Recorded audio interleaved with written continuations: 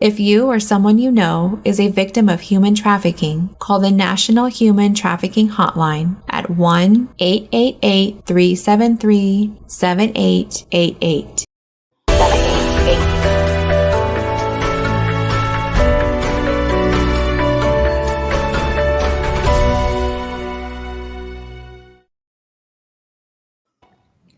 Hello, everybody, and welcome to another episode of the Kansas Missing and Unsolved podcast. I'm your host, Ricky Chabruggi, and again with me tonight's Derek Relaford. And back with us again tonight, Janine Radke's with us again. How you doing tonight, guys? What's up, Janine? Doing great. Hey, it's nice to see you guys. Where have you been? I saw you every week for months, and then just today I got confirmation you're still around. No, I'm just kidding. You've been very busy. How are you doing settling in with your busy life? Doing really good. We got my dad situated a little bit better. He's had some health issues, so I kind of had to step back for a little bit and kind of work with some of those things and work on some family things. So doing good, though. Getting everything's kind of starting to settle down. Now, are you feeding us a load of BS because you've had COVID? You're in a pandemic. Your dad got sick. You had to move here. Like, this is a lot. Are you just smiling through the pain right now, or do you feel like you're good now? Because you had a lot on your plate this time.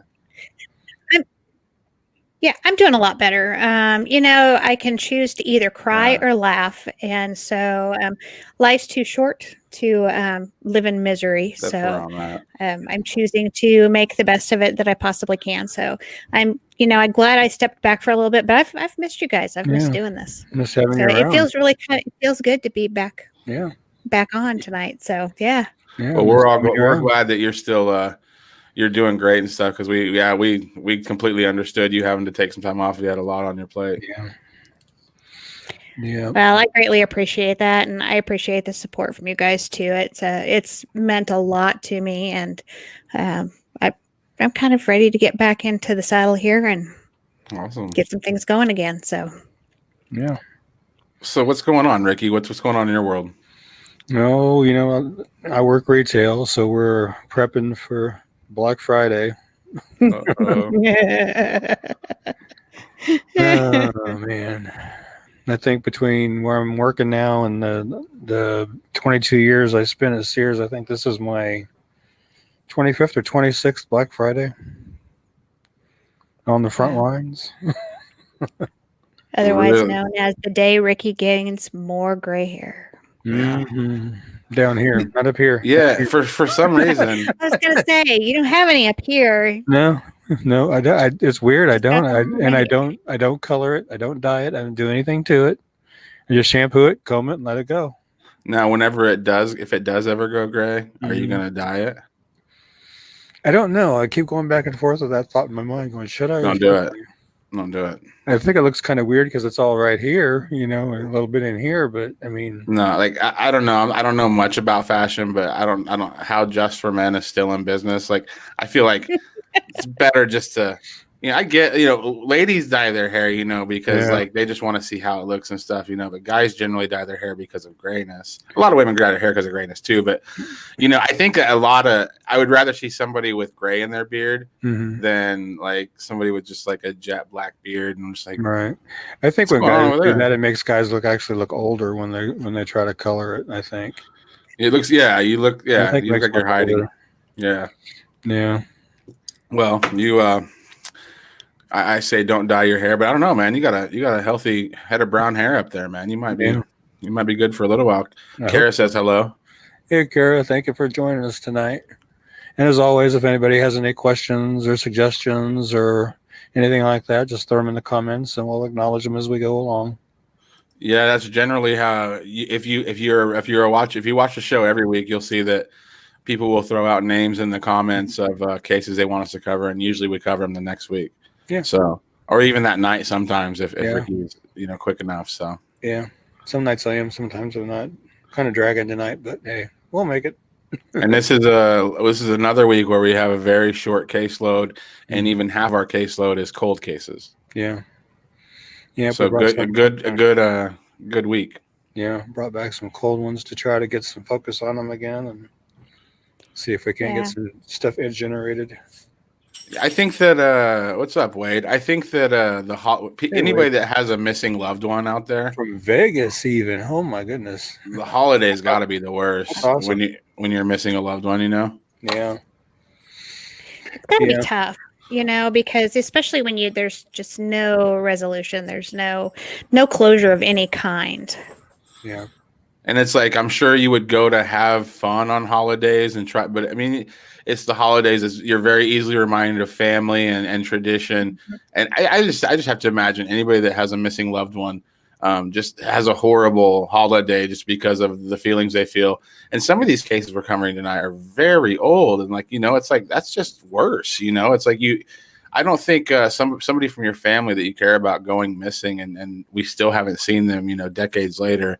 I don't think it's something I don't think the pain like goes away. I think it's just, very calloused at that point, like it's so we want to definitely show older flyers every week also because these people are still missing and people still know something and all it takes is a call.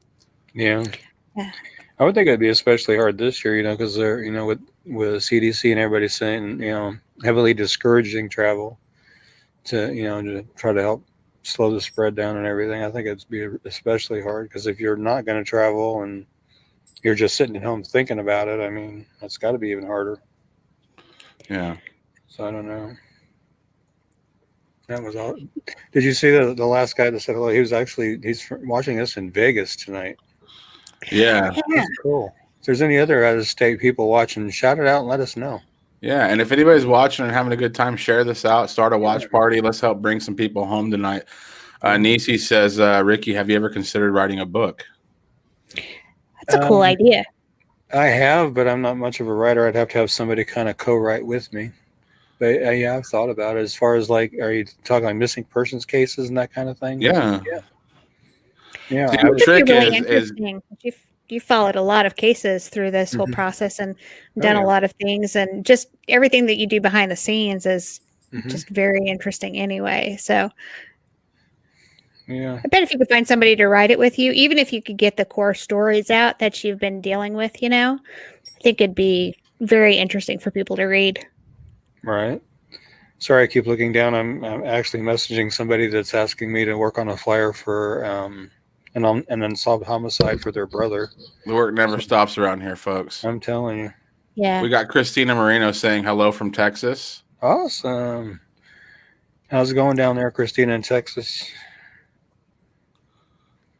Awesome. Thank you for watching from Texas tonight. Everybody drop your state, whatever state you're watching from, let us know.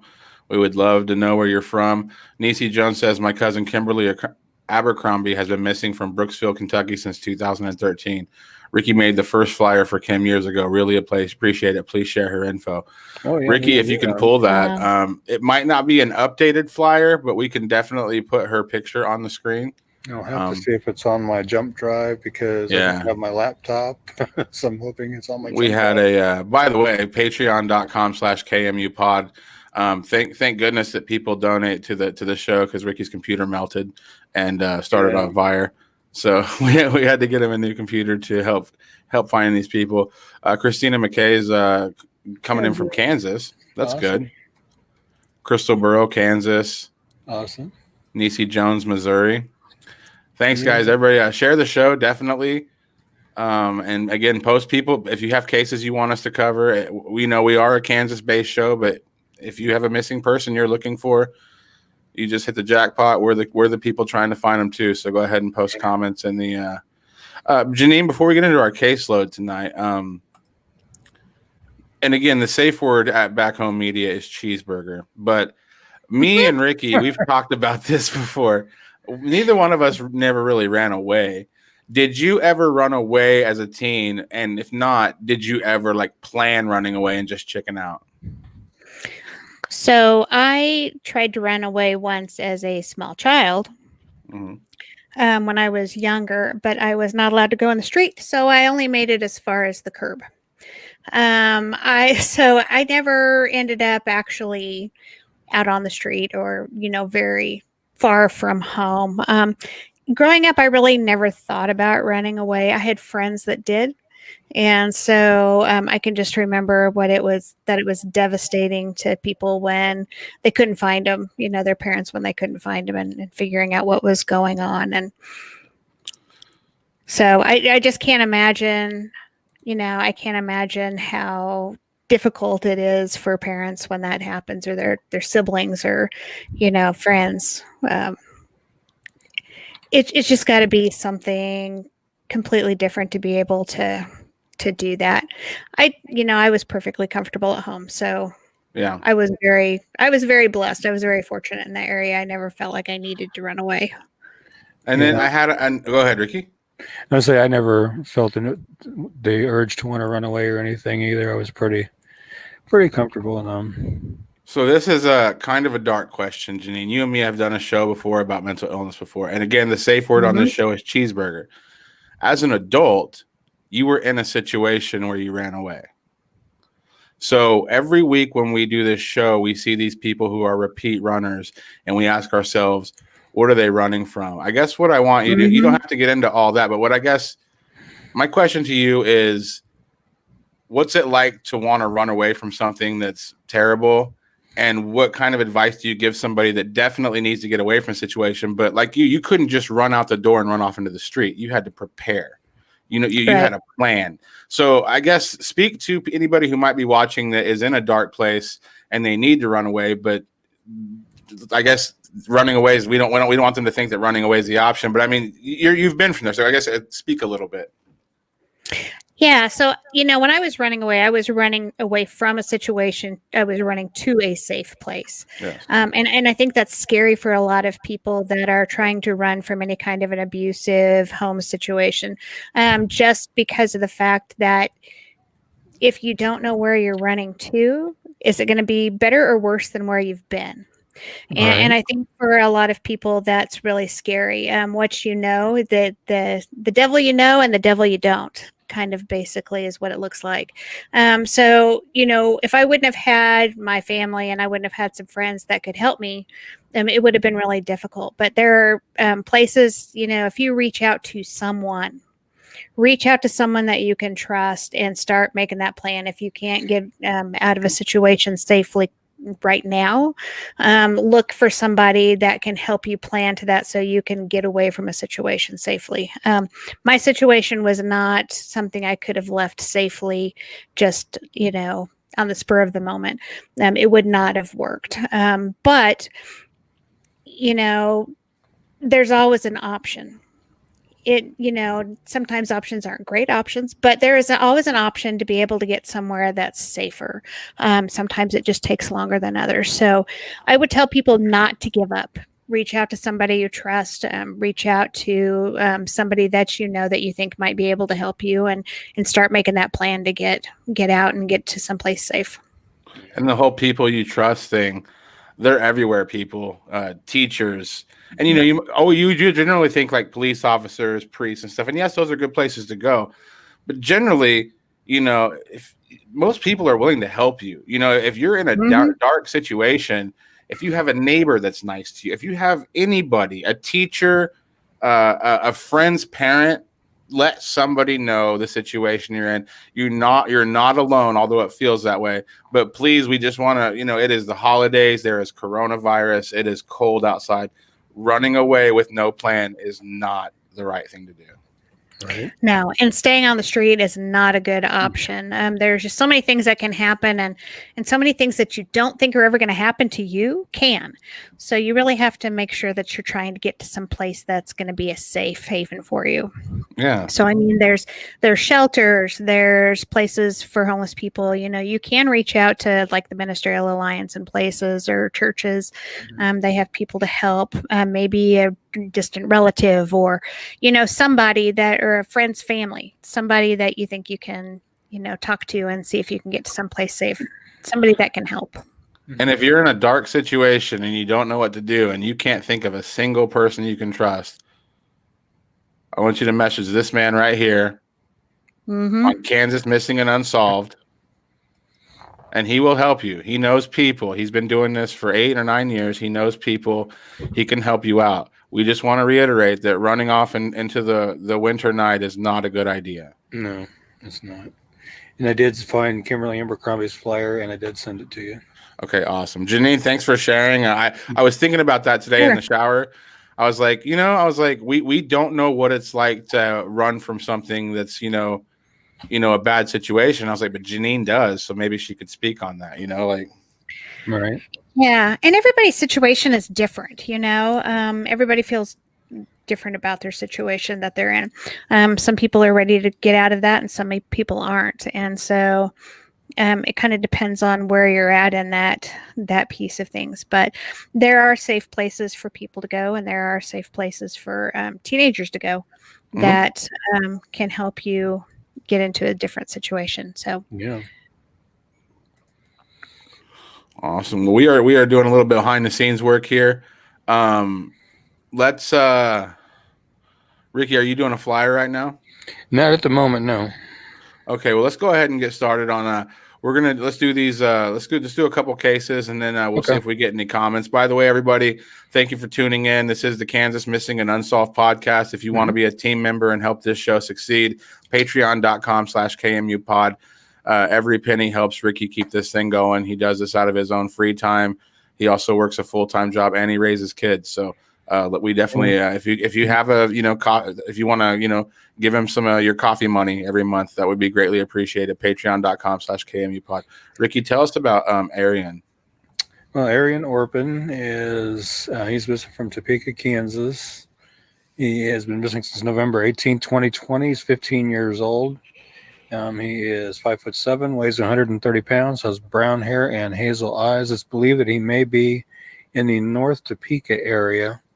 If you have any information regarding Arian's disappearance or you know his whereabouts, please call the Topeka, Kansas Police Department at 785-368-9247 or the KBI at 785-296-4017.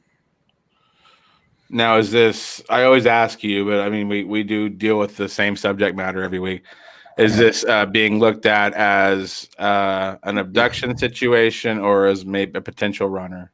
Just a runaway, yeah. Okay. Just a potential runaway. And what I've been curious about is I have seen it on several different runaways I've done from the Topeka area. They all seem to, well, not all, but most of them seem to gravitate toward the North Topeka area. And I'm wondering what it is about the North Topeka area that they congregate to. Yeah. that's kind of interesting.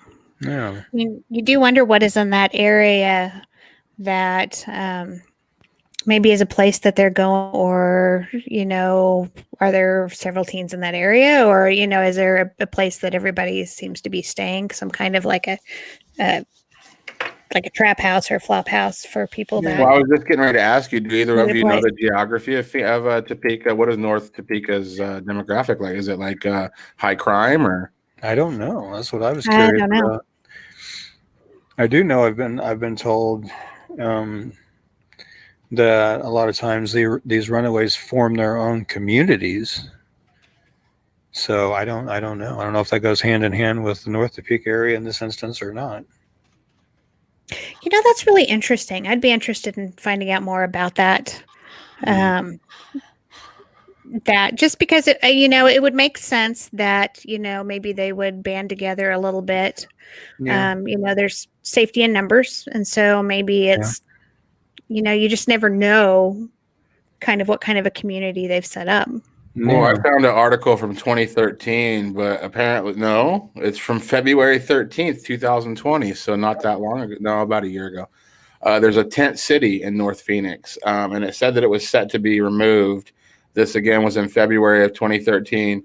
But it looks like you have a lot of people that are choosing to either choosing to live outside or being forced to live outside due to mental illness or other, conditions. We are in a pandemic, people did lose their jobs. You have people that are, living outside against their own volition.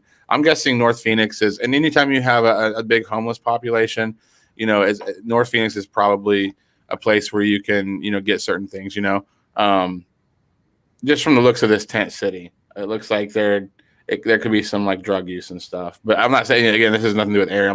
You asked me what North Phoenix is, not North Phoenix. I mean, North Topeka is, that's all I found so far on Google.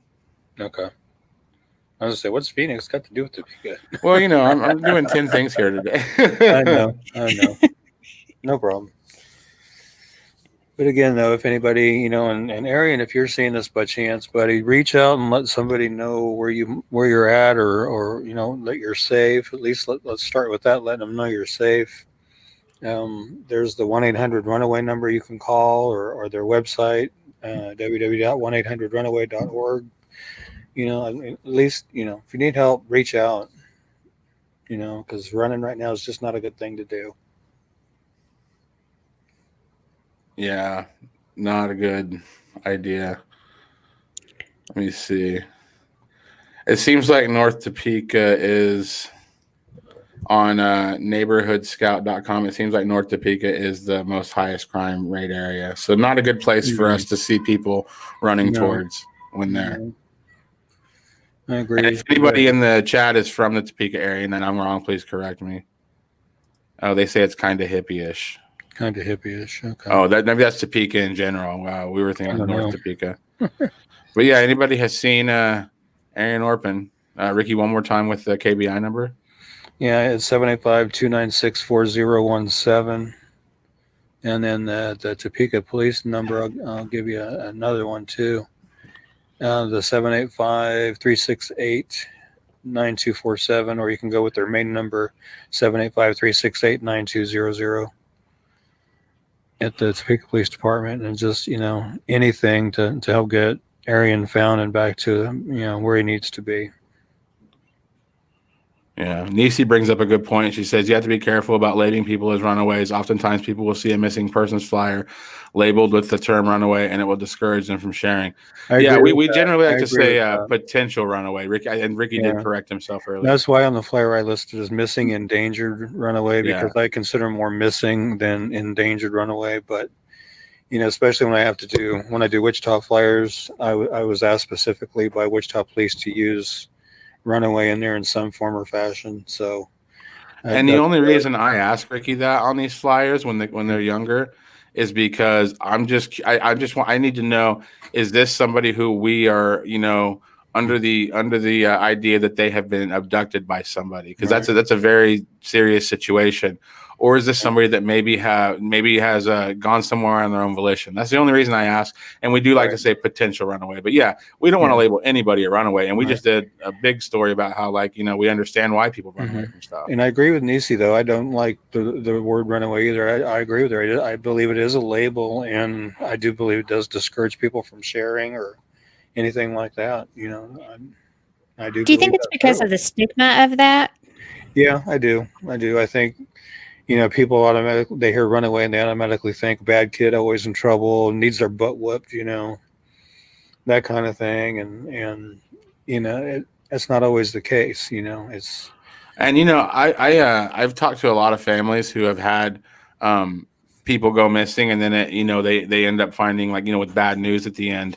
And when they're looking for when they first go missing, a lot of times, the people around them, and a lot of times law enforcement, especially back in the day, not so much anymore, would tell them they probably just ran away. So really, the whole word runaway has a whole negative connotation to it. From, imagine hearing that as a parent whose child you can't find them anywhere, and the police tell you, well, they probably just ran away. So we agree with that. And another thing too is, even if they are a runaway, being that it's 2020 and we have the internet and cell phones and all that good stuff, you have to look at the possibility: did they run away because they wanted to run away, or did they run away because maybe they were groomed to or coerced to? Yeah. By a trafficker or something like that. I mean, those are things you got to look at too now. I mean, that's a very real possibility. Well, with as quickly as that industry is growing with trafficking, I mean, we have no idea how much they've been groomed, or, what they've been told, or, where they're going at from there. And, it's kind of one of those things. If this life looks better, they're being told they're going to get what they want. They'll make a lot of money. Oh, yeah. For some, it would be very enticing. But oh, yeah. So, yeah, like I said, though, even if they do call them a runaway, I mean, like I say, did they run away on their own volition, or was Yeah. there grooming involved, or coercing involved, or Yeah, Sharian says, when I hear runaway, I can't help but think they're in an abusive home, which is, we talked about that earlier. Like yeah? I mean, we that's always a understand that. possibility, and that's always Yeah. something in the back of my mind when I'm making the flyers. Is when they're found, are they going to be put back right back into a situation they were trying to get out of? Which I never hear one way or another on that, but it's something that's always in the back of my mind. Yeah, for sure. Yeah. I Yeah. think that's why it's important when people see those, and they think, okay, ran away, bad kid, or even an adult that's, Yeah. saying, well, they just took off. There's some of those stigmas that go along with it. And you never know what somebody is dealing with Yeah, in their personal life. You never know what is going on, truly going on with somebody. And so I Right. think it's always best to keep an open mind and, really try to look at it in a positive manner, look at the person in a positive manner. Now, on occasion, I have ran into, mom and daughter or mom and son or whatever got into an argument Mhm. because they didn't want daughter seeing this particular boy, so daughter took off. Or son, same thing, didn't want him seeing this girl, so he took off. Or they got into it, mom took the cell phone, so kid ran off. Right. I've seen stuff like that before too. Nisi also says, of course, the police would encourage the use of the term runaway. Less work for them when nobody cares if the person was found. Just my opinion. That's a strong opinion, but I understand. We work. I'm Well, sure she's not the Ricky only one that shares that specifically. opinion. Yeah, you're not alone in having that opinion. And Ricky works hand in hand with law enforcement, and I think that's really a great thing to do for what he's trying to accomplish. We want to know. Because anybody can message Ricky and say, "Hey, I haven't seen this guy since Tuesday." But when Ricky can go to the website and find out if this person has been reported missing, and it's always nice to authenticate that. Now, is it a fail-safe? Is it a fail-safe process? No, we make mistakes all the time. You know what I'm saying? Like right now we're doing we just called a kid a runaway. What we didn't, we corrected ourselves. But we're doing a live podcast right now, so everything's happening in real time and stuff. So yes, we understand criticism of police. I'm sure we've all three of us have had. Janine's married to a retired police officer. I bet she has a lot of criticism of police, or at least him. But, I have very mixed opinions. She has very mixed. She supports the police, but she's mad at her. No, I'm just kidding. No, but you know what I'm saying. Like, we understand that. Here, Nisi also says, family believe Kimberly Abercrombie to be deceased. Her body was being disposed of to protect parties that may have been responsible for a drug overdose. Cold case, no help from law enforcement. And she says she works with and appreciates law enforcement also. Well, we get you. But it's easy to get frustrated. It's easy to get frustrated. We do have some more cases to get to tonight. And again, Arian Orpin, if anybody's seen him, call the KBI, call Topeka Police Department. Right now, we're going to do this case. Omega Evans, Renee Evans. Go ahead. Yeah, Omega Evans, also known as Renee Evans, went missing from Lawrence, Kansas on November 18th, 2020. She is 17 years old. She's 5'6", 170 pounds, blonde hair with red tips from her previous hair coloring, and blue eyes. She does have a history of mental illness, bipolar, without schizophrenia. She also has a history of self-harm and suicidal ideations. Again, she's 17. She's 5'6", 170 pounds. Has blonde hair with some red on the tips from her previous hair coloring and blue eyes. She does wear glasses, and her ears are pierced. If you have any information regarding Omega's disappearance or you know of her whereabouts, please call the Lawrence, Kansas Police Department at 785-832-7509. Or again, the KBI at 785-296-4017. And Omega, if you're out there listening or you see this by chance, there again, reach out to somebody, let them know you're okay and where you're at, or call the Run 800 runaway number and, let them know what's going on and let them give you some advice on what you need to do. Yeah, hopefully she reaches out. I'm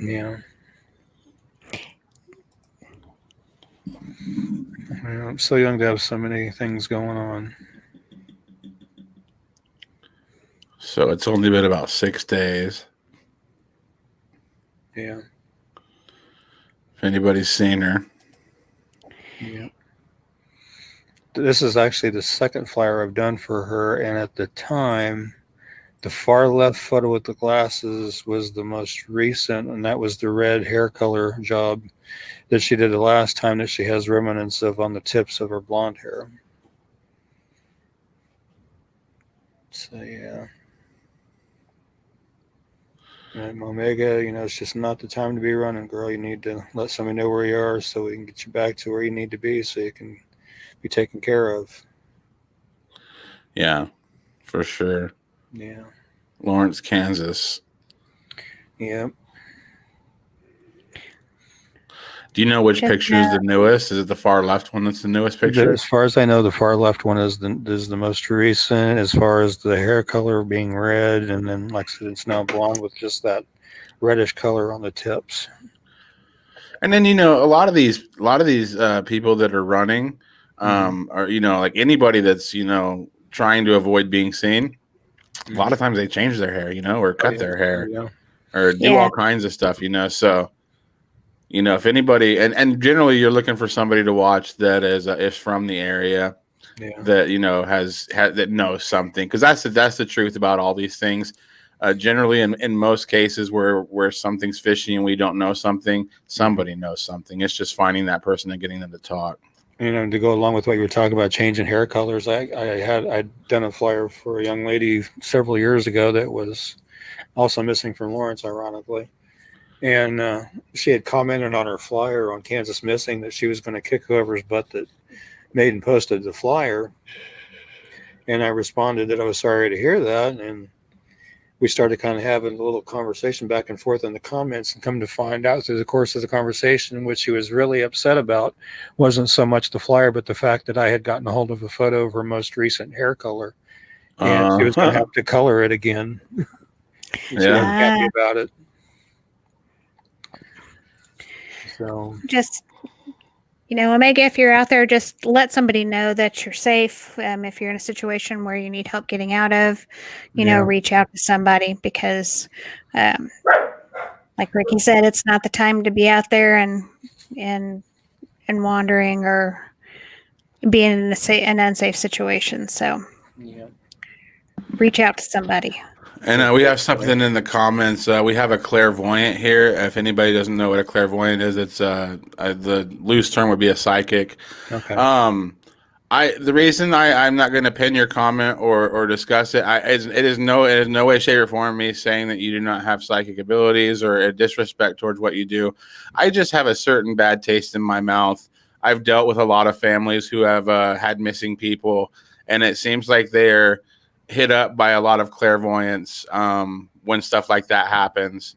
And I feel like I don't know, I feel like yes, if you really do have these powers, then use them for the good. But a lot of the times that I've had talked to families that dealt with psychics, there was generally some sort of compensation that was wanted from that.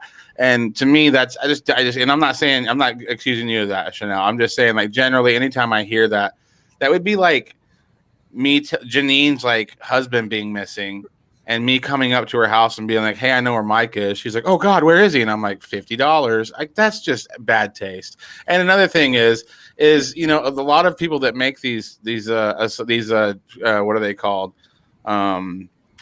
These claims. A lot of people that make these claims that they're having these visions and seeing these things, it can very well be very detrimental to somebody who finds out the opposite of what you tell them, because it's somebody who's in distress is willing to, they're willing to sign on to anything if it means there's any possibility they would help find their new one. So I just personally don't really do the don't really mix the clairvoyancy with this show. But if you ever want to talk to us, we would love to have you on a separate show where we can talk. We would love to talk to you, because if you're somebody who helps, she says she's never charged. If you're somebody who is in that realm, that's obviously something that's a big part of missing people, like I said, there's a lot of clairvoyants out there that say they know things. But we're not ignoring you in the comments. I just, we were dealing with people's missing loved ones up here, and I just want to stick to facts. Ricky, if you have anything to say about that. I was just going to ask, what was the gist of her comment? Oh, it was just saying something. It was a positive comment about somebody who's missing, being found. But again, I don't want to give any family members any, we don't know. We don't know that for sure. That is not, I'm glad they had that vision, and that's great.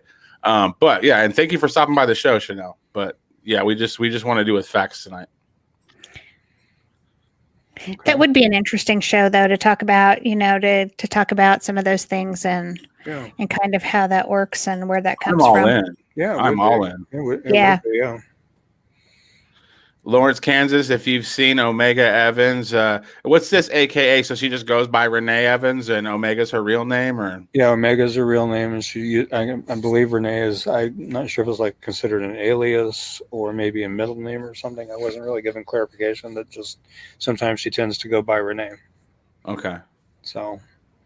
And again, she might be going by a completely different name right now.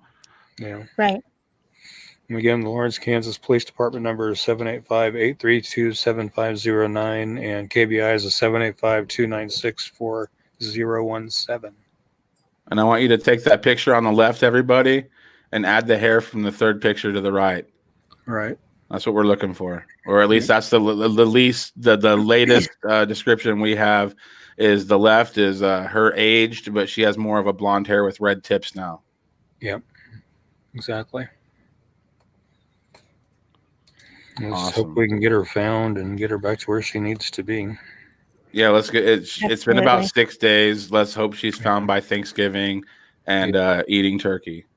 Right. Omega, you're going to miss the turkey. Go home. There's stuffing this year. Go home. Yeah. All right. All right. And then next we have William Reese. And William is missing from Kansas City, Kansas. Been missing since October 18th, 2020. He's 15 years old. He is 5'5" to 5'7" tall. He weighs between 125 and 165. Brown hair and brown eyes. And he wears glasses. If you have any information regarding William's disappearance or you know of his whereabouts, please call the Kansas City, Kansas Police Department at 913-596-3000 or KBI at 785-296-4017. And again, William, reach out and let somebody know where you are and that you're safe. If you need some advice, call the 900 runaway number. You can even message us here, and we'll try to do the best we can to help you. Yeah. Definitely. Being gone for a month, that's quite a while. Yeah. A little bit too long. Yeah, that's always a little bit scary to me. Yeah. And you're 15, buddy. Like, maybe you found a place to crash for right now, and you think, but like, what is the end plan? Like, are we going to get a fake ID and like start a new life? Like, you eventually, it's like you have to, let's deal with today. Like, you're 15, you got a lot of time left, man. You need to get where you need to let somebody know that you're okay. Just let them know. Text a friend, text a family member, text a teacher, anybody. Just text somebody that can communicate with the police. Message us on this page. Let us know you're okay. Yeah. Well, and if you're a friend or a family member that's heard from William, let somebody know, because there's a lot of people that are worried and trying to make sure that he's okay. At least let him know that somebody's had contact with him, so that way there's some kind of hope or some some answers at least that somebody can have to to know that he's okay. And that's a good point. And to go along with that, and this goes for Arian and Omega as well. Somebody out there probably knows where they all are, and they may think they're helping them out by helping them hide and stay hidden, when in reality, that's not the best thing to do. The best thing to do is speak up and say, hey, I know where they are. This is where you can find them. That way they can get back to where they need to be and be taken care of, and, back to a safe place. And sometimes I get it. Sometimes you got to get out of there. But again, like, let's think down the field. Let's think about the future. Okay. Yeah. You've been gone for a month. You've made your point. You've made it on the internet. Ricky you made it to Ricky's desk, which means people are worried about you. Mm-hmm. It's time to pack it up, buddy. Let's call somebody. Let's tell them where you are. Let's get you somewhere where we know you're safe. And let's get you, again, like I said, the last case, let's get you home for Thanksgiving, man. We got food tomorrow. We got food on Thursday. Right. Mm-hmm. Well, and if something's going on, that you don't feel safe at home, or there's a situation that's going on, call law enforcement, call an adult, call somebody that you trust so that they can help you with that situation to make sure that you end up back in a safer situation than maybe where you're at right now, Right. or where you were at home if something is going on. There are options out there. There's other options besides running away or being somewhere that's potentially unsafe. Yeah. Agreed. There definitely is. So, William, let somebody know where you are, man. And again, I'll get you those numbers again real quick here for William. Kansas City, Kansas Police Department's numbers 913-596-3000 and KBI 785-296-4017. Nisi says, I love how you guys are addressing the missing person directly. Yeah, we know that when Ricky shares somebody's flyer and it gets shared 500 times on Facebook, a lot of times these people that are missing on their own volition don't like that, and they will reach out to Ricky, and that's how we'll know they're okay, because they're like, hey, take that flyer down. Mm-hmm. Yeah, I've been asked numerous times by several different teenagers that I've done flyers for to take the flyers down, and I respond to them that, as soon as I know that you're back to where you need to be and in a safe place and I can confirm that, I'll take them down. But until then, it has to stay up. Sherry and Rhubarb says, if these missing people have cell phones, can they ping the cell towers and get an idea of the location? I don't know. I think they would have to. Like, Yeah. I honestly, and maybe I'm just ignorant, but I don't see how anybody gets away with anything anymore if they're holding a cell phone. I know. I don't know what all the legalities surround having to get a cell phone pinged or anything like that, but I would think they could. I've given up on anonymity. Like, every time I download a new app, it's just like 9 pages of, hey, can we listen to your phone calls and listen to you like sleep? And I'm just like, sure. Can I make my face look funny now? Like, whatever. Like, take it.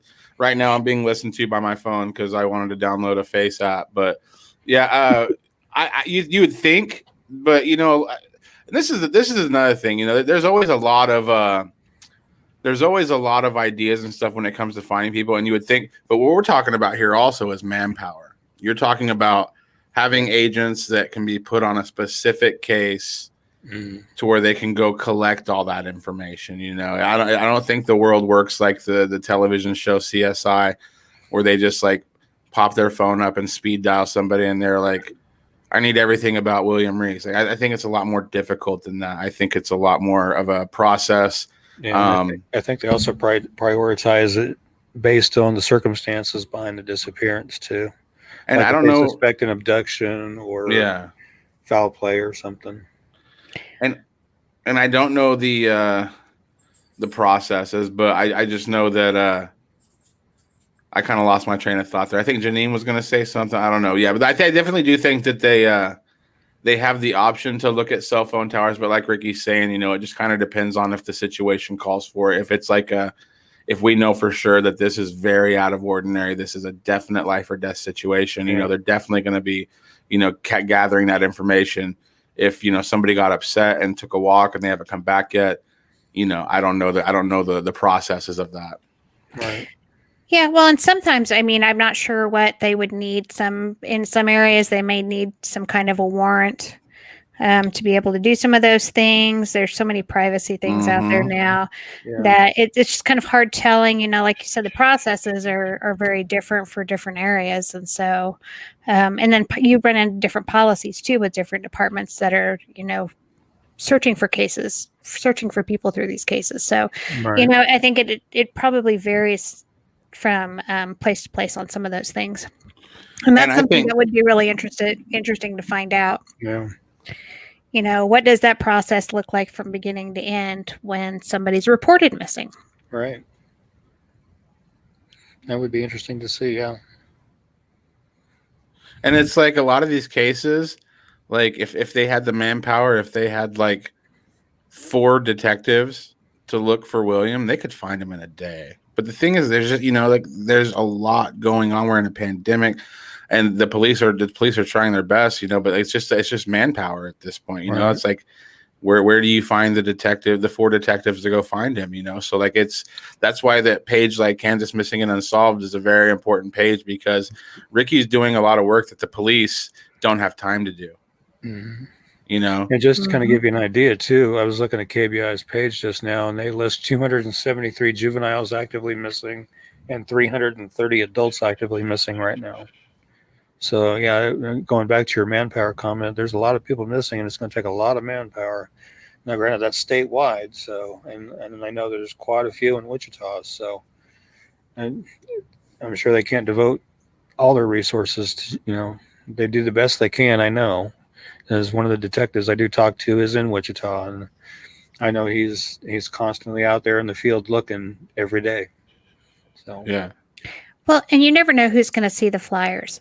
Really, when you look at it in the grand scheme of things, all it takes is one person that knows something to reach out after they've seen flyers, or when they've seen the show, and to find somebody. And so, don't ever underestimate the power, out there of, having somebody look at a flyer to share it, or because you just never know who you're friends with on your, social media accounts that might know the person that's missing, and or that might be able to say, oh, I saw this person at this store or something like that, and be able to find somebody safely or get somebody out of harm's way.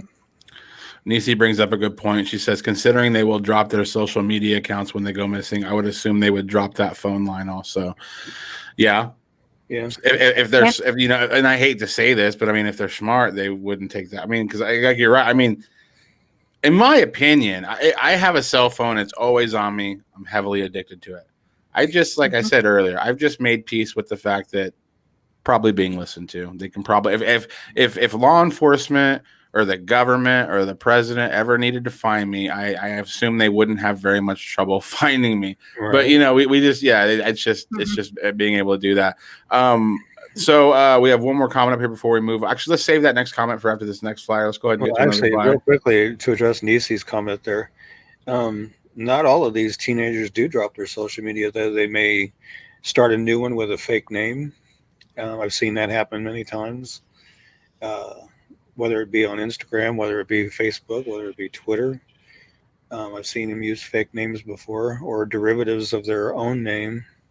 But yeah, some of them do still stay active on social media, even though they're, missing. I don't understand the reasoning, but they do.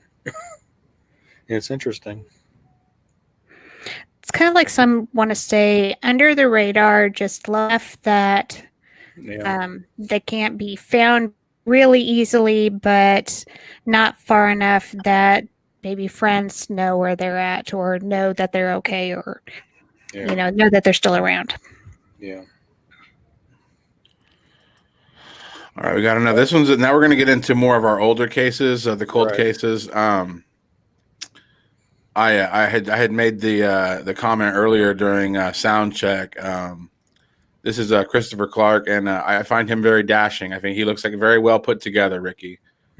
Mm-hmm. Yeah, Christopher Clark. Yeah, been missing from Dodge City, Kansas since January 12th of 1985.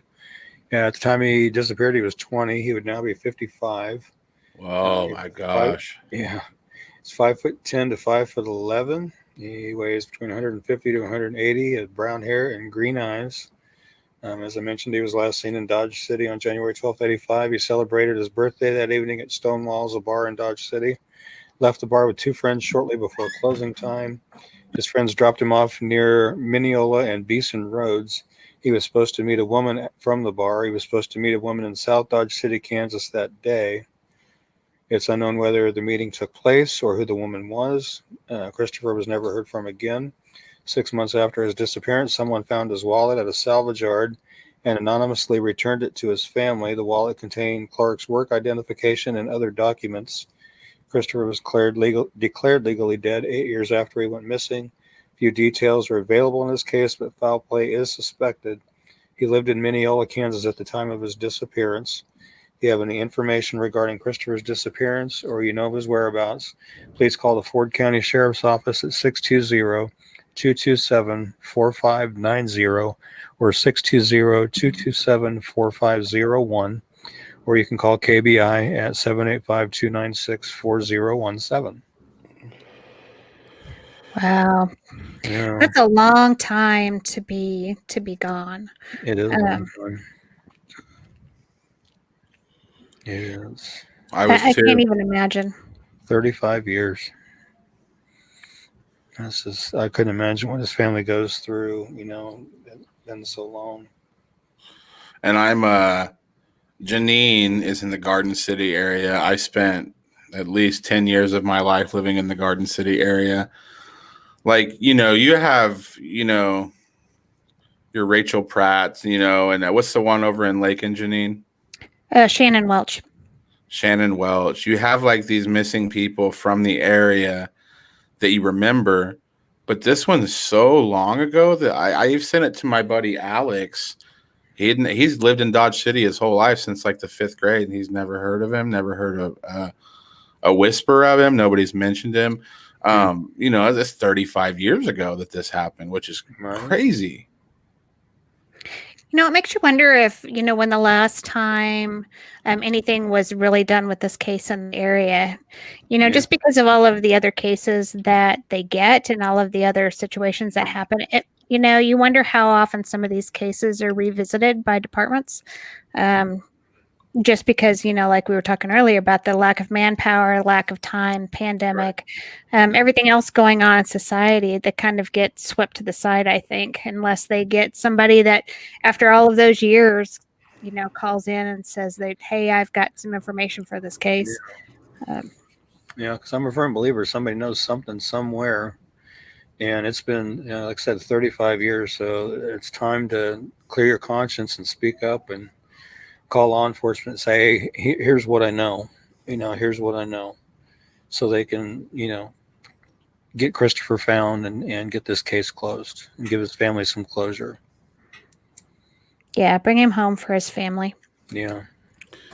And if you're afraid to say something, do it anonymously. But really, you shouldn't be afraid to say something. This is 35 years ago. Mm-hmm. These people that you considered monsters 35 years ago are old men now. Yeah. There's nothing to be afraid of. You know something about this? Contact the KBI. Contact the Kansas Crime Stoppers if you want to remain anonymous. Right. But 35 years is long enough. Yeah. This man deserves justice. We need to know what happened to him. That his family deserves a body. Yeah. Or at the very least, some answers. And you never know. Do not underestimate the importance of even just small details. Mm-hmm. Small details can make a huge difference in a case. So some things that you might think that are insignificant, then, you think, okay, well, this maybe doesn't mean anything to me, but it might mean something to law enforcement in looking into that case. Yeah. So you just never know. Yeah, and it could be the one thing that they need to completely turn the investigation around and turn it in a direction they never thought to go before. Right, exactly. Yes, it is. Chanel's way too long. Whose dog's mad? That would be Janine. She's not mad. She's trying to talk to me. I thought she was talking to the people that know something. She was like, listen, say something. She might. It's a former cop's dog. You never know. Yeah. That's true. I'd like to say it's that well thought with her, but I kind of doubt it. The apostrophe S is important. It's a former cop's dog, but it's definitely not a former cop dog. Right. Right. We'll have to do a pet appreciation episode one of these days. Yeah. Yeah, mine almost always start barking or yeah. Well, mainly because both of your pets end up on the shows every once in a while. So the audience deserves to meet them. You know. Yeah. Yeah, exactly. We have a comment, Ricky. Let me see. Let me find it. It's from earlier. There was news today about baby Lisa out of Kansas City. You know anything about that? I don't. I'll have to look and see what it is. I'll be I haven't interested seen to anything see. on That's been another one that's been a lot of years. I mean, look, I'll Google it too. Let's see if that would be interesting to know. So Lisa Irwin, disappearance of Lisa Irwin. Yeah. Deborah Bradley, Lisa's mother, said that Lisa's father, Jeremy Irwin, discovered her missing around 4 a.m. on Tuesday, October 4, 2011. According to Deborah, Lisa had been in her bed when she checked on her at 6:40 p.m. or at 10:40 p.m. that night. But when Jeremy came home from his late night on the job, he discovered many of the home's lights were on, a window was open, and the front door was unlocked. Debbie also changed her story multiple times during the investigation. Later, the family told police several cell phones were also missing. During subsequent investigation, 2 witnesses were discovered who claimed they had seen a man walking down the street with a baby.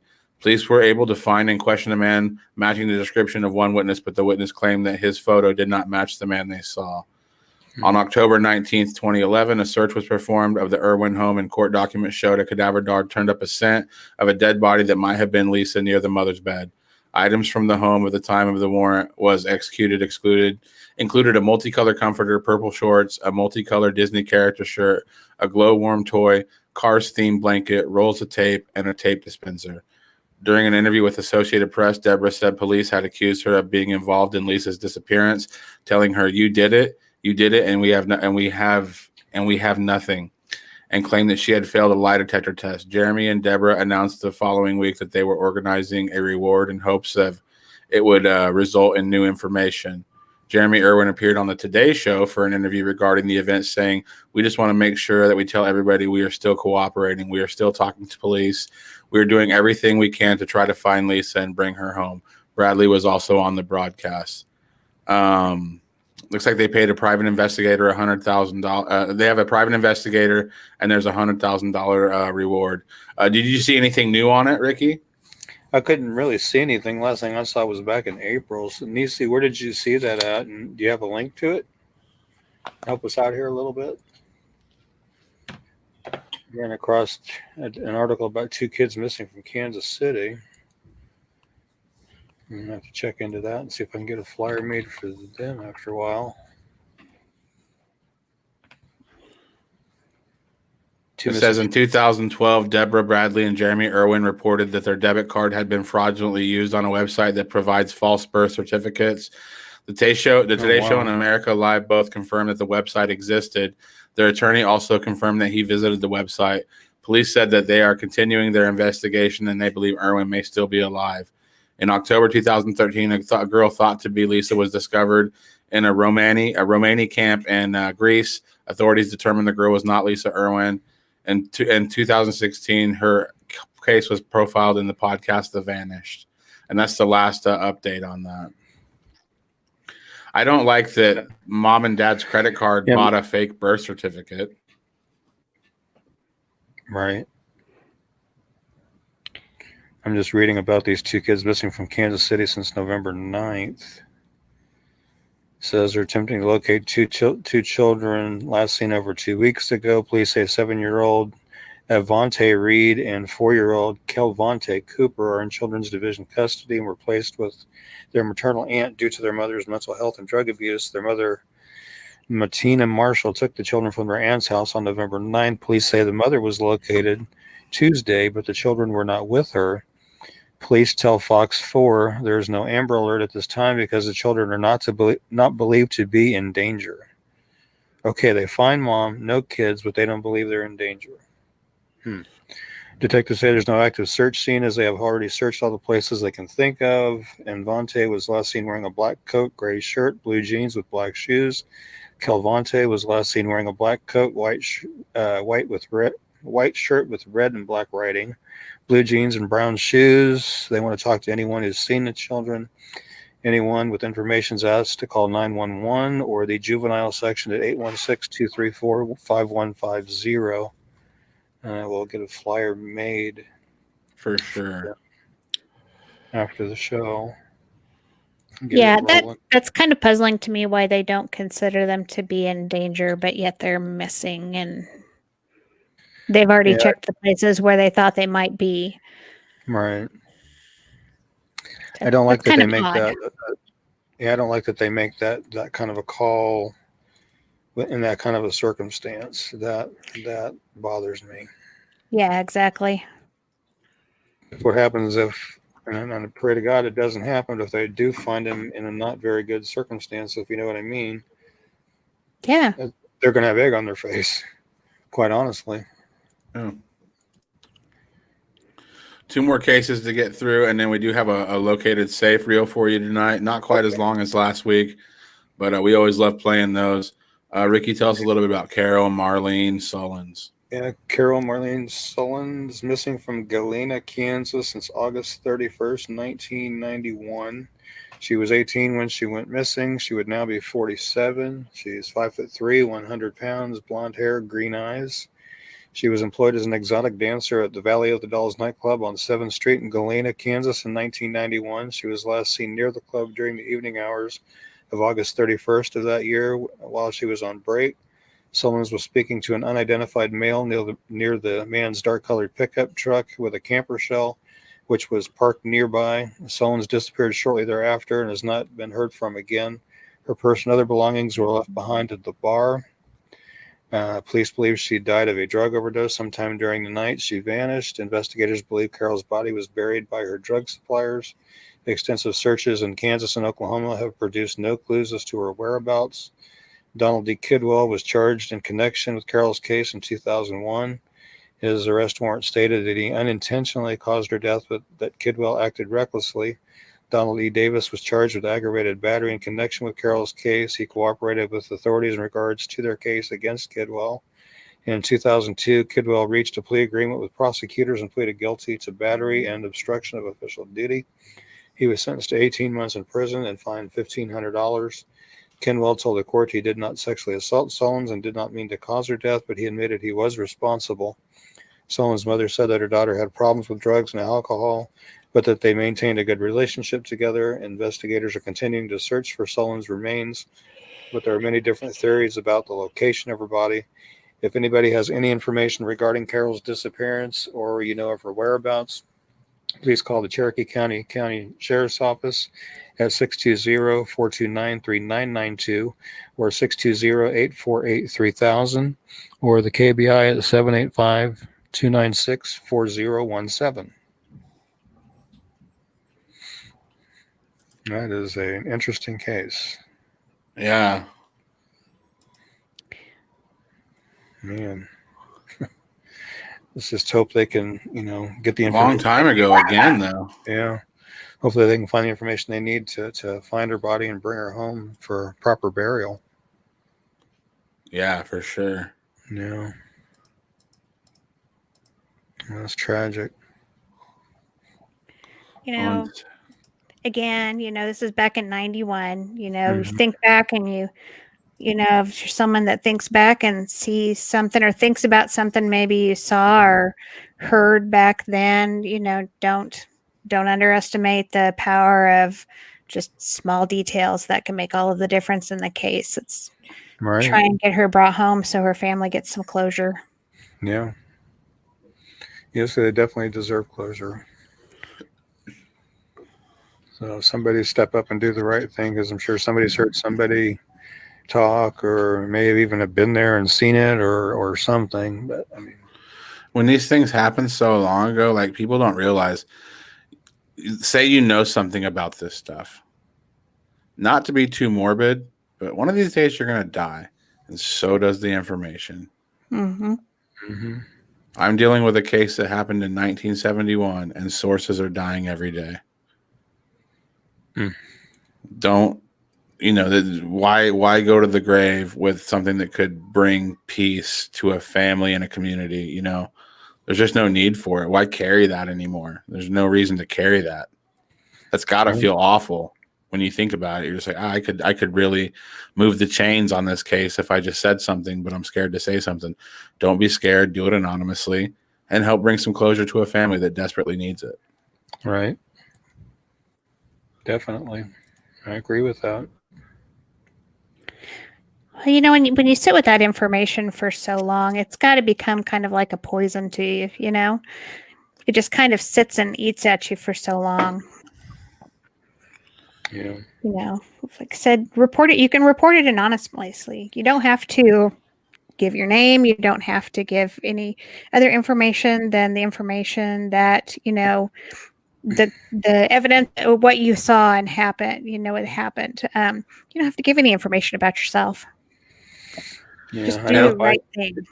I know if I knew any information on any case and I had held it for 10, 15, 20, 30 years, I would feel so guilty. I wouldn't be able to look at myself in the mirror. I wouldn't be able to live with myself. I would have to let the police know what I know.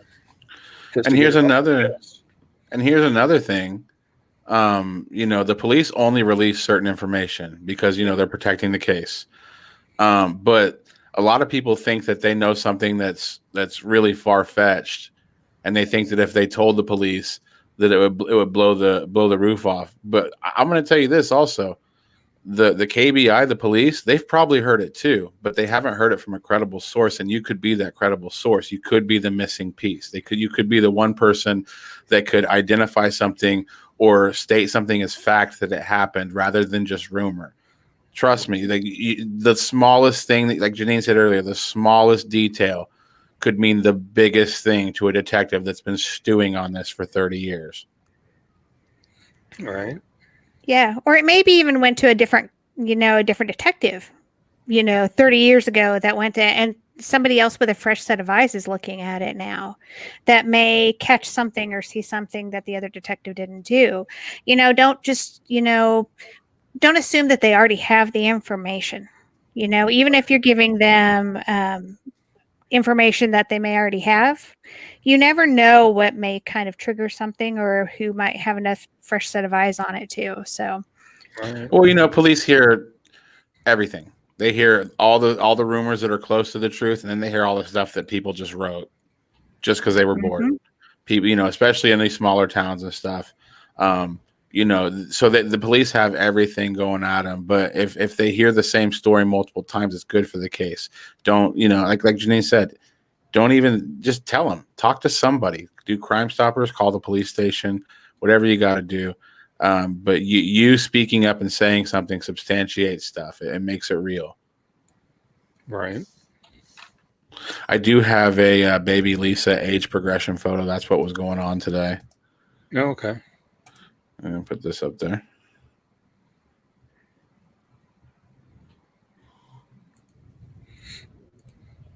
So she should be. Look like now.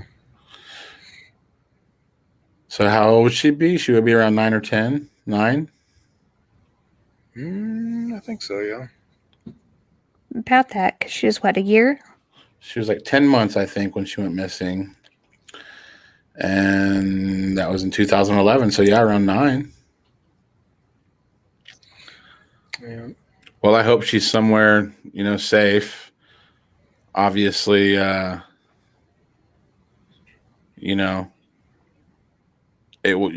she's not in the right place if she's safe, but hopefully this person is still out there. That's the best thing to hope for.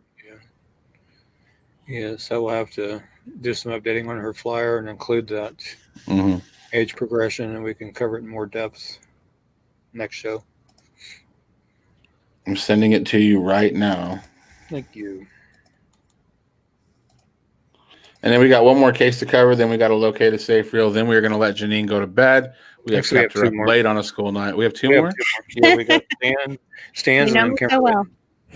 Oh, yeah. I got to do Kimberly's. Okay. Yeah. Go ahead and talk about Stan. Okay. Stan Galbraith, missing from Winfield, Kansas since November of 1980. He was 37 years old when he went missing. He would be 77 now.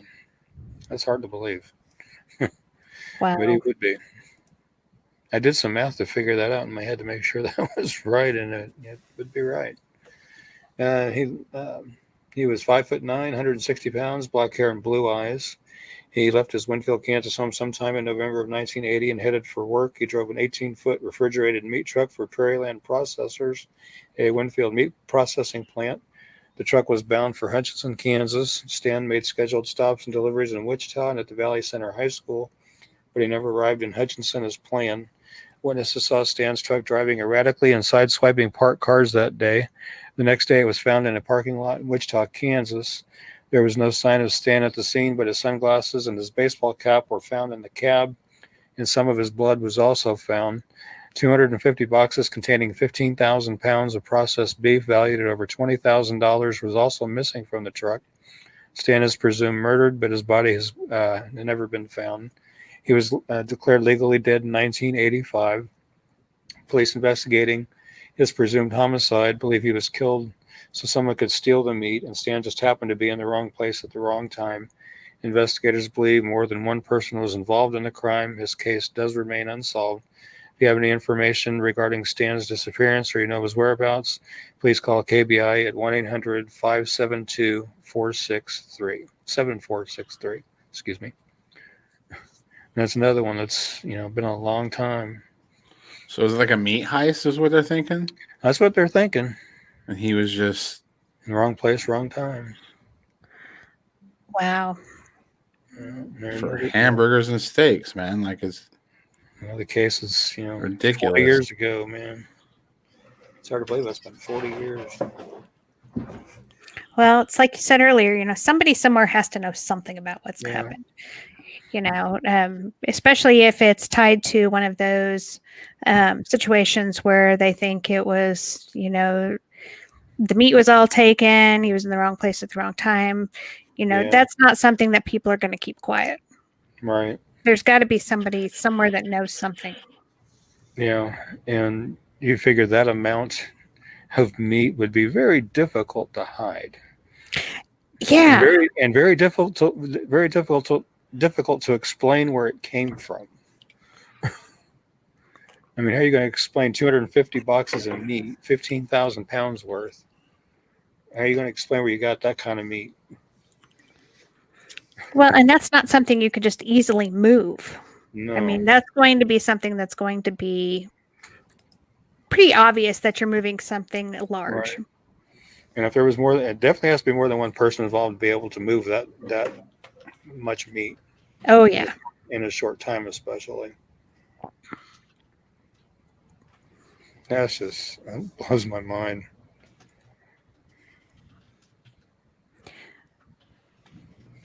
Just blows my mind.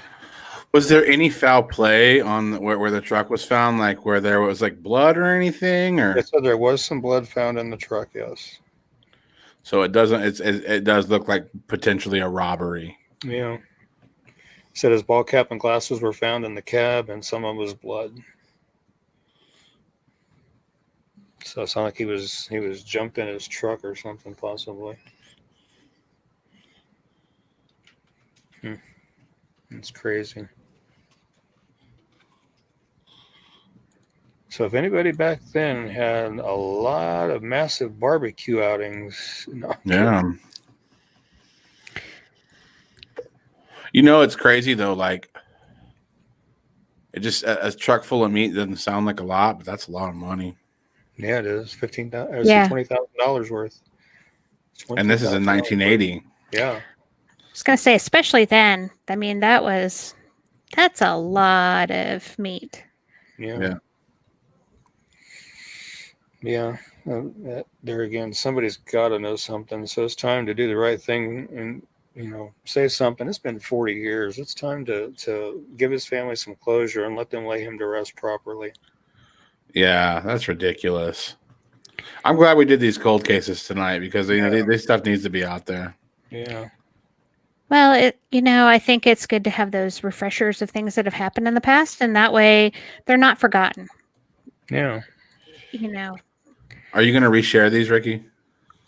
Yeah, I am going to, yes. Awesome. They need to be reshared. If anybody's seen Stan, check it out. We are about to run out of time here. We'll be out of here in about 5 minutes. We do want to show you this located safe reel. We love doing this every week. Sit back and enjoy it. We'll be right back after this.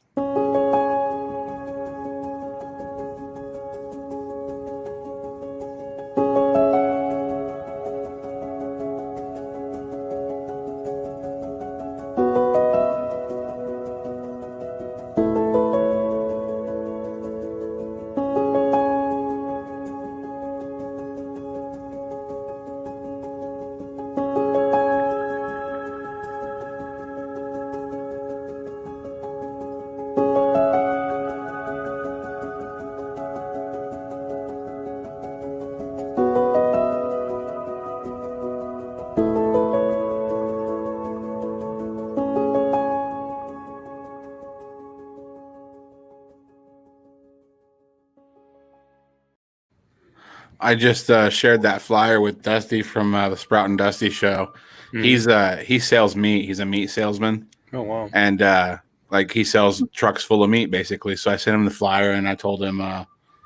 But he says that he works with a guy that was friends with Stan.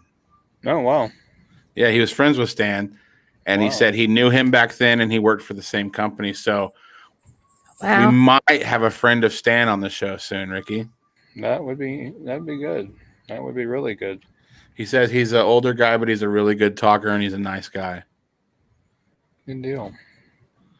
We'd love to have Stan. What do we got going? When are we going to get to? The next week is going to be Thursday? Yeah, be Thursday next week. Are we going to have Janine with us, or what do you can you not see that far into the future yet?